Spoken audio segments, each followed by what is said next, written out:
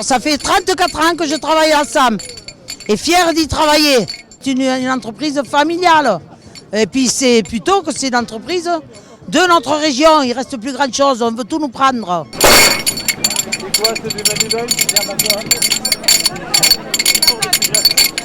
Ça fait 51 jours qu'on est en grève.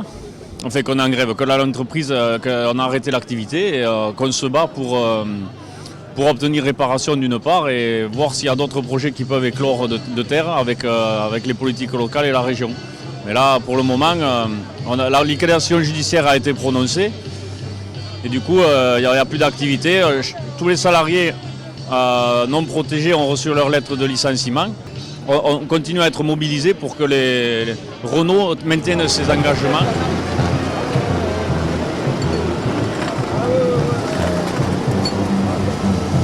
Et nous, cette entreprise, on veut la garder.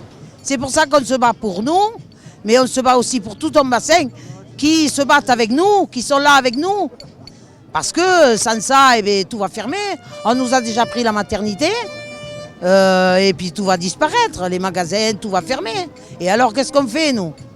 Ils veulent tous nous faire partir dans d'autres boîtes que nous, on n'a pas. Notre vie, elle est là, elle n'est pas ou en Espagne, ou ce qu'ils veulent, ou je ne sais rien d'aller. Nous, notre vie, elle est dans notre bassin. On s'est planté dans notre bassin. Et on va continuer à vivre dans notre bassin. Renault a récupéré 5 milliards d'euros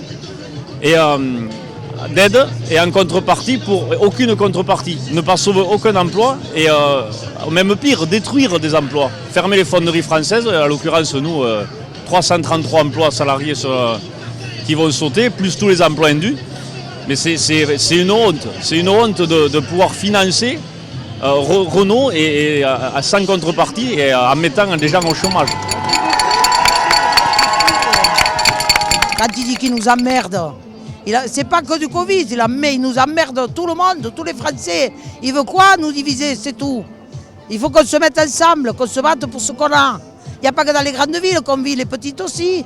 On a besoin des petites villes, des petites régions. Qu'est-ce qu'on va faire après sinon? Après, il ne faut pas s'étonner le sentiment des gens qui ont un rejet vis-à-vis de l'élite. Il ne faudra pas s'étonner que les gens, bientôt, ils n'aillent plus dans les bureaux de vote. Ils sont en train de tout détruire. Ils détruisent le tissu social, le tissu économique. Dans n'importe quel domaine, ça ne va pas. Ça va pas. Nous, on parle pour l'industrie automobile, ça ne va pas. Ça ne va pas dans l'agriculture, ça ne va pas dans le médical. Il n'y a aucun domaine qui tient la route. Il y a de plus en plus de misère.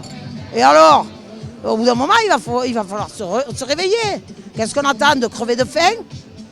Non, nous on ne veut pas. Une nation qui n'a pas d'industrie, c'est pas bon. Hein. C'est pas bon. On relève pas un pays en fabriquant un chômage de masse. Et là, les politiques en place fabriquent le chômage de masse.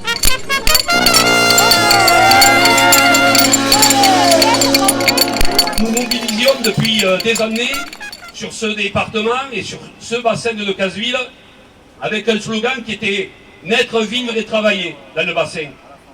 Ils nous ont enlevé le naître en fermant la maternité. Désormais, ils nous enlèvent le travailler. On va faire comment pour vivre? Sans boulot. Parce que vous voyez ça, c'est un bleu de travail. C'est un bleu de travail, c'est à nous. C'est à nous. Et ce gouvernement, il stigmatise par la réforme abjecte de l'assurance chômage ceux qui soi-disant ne cherchent pas de boulot. Il stigmatise ceux qui se battent pour conserver une filière d'avenir en France qui est la fonderie. Parce qu'effectivement, salut aux camarades de MBF, de Fonderie du Poitou et bien d'autres, parce que c'est toute une filière entière qui est fondamentale pour la production de véhicules, mais pas que. Oui, je le réaffirme, les voyous, c'est Renault.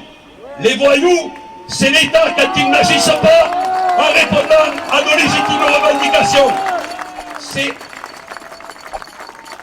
Moi, je ne ferai pas plus long parce que déjà beaucoup de choses ont...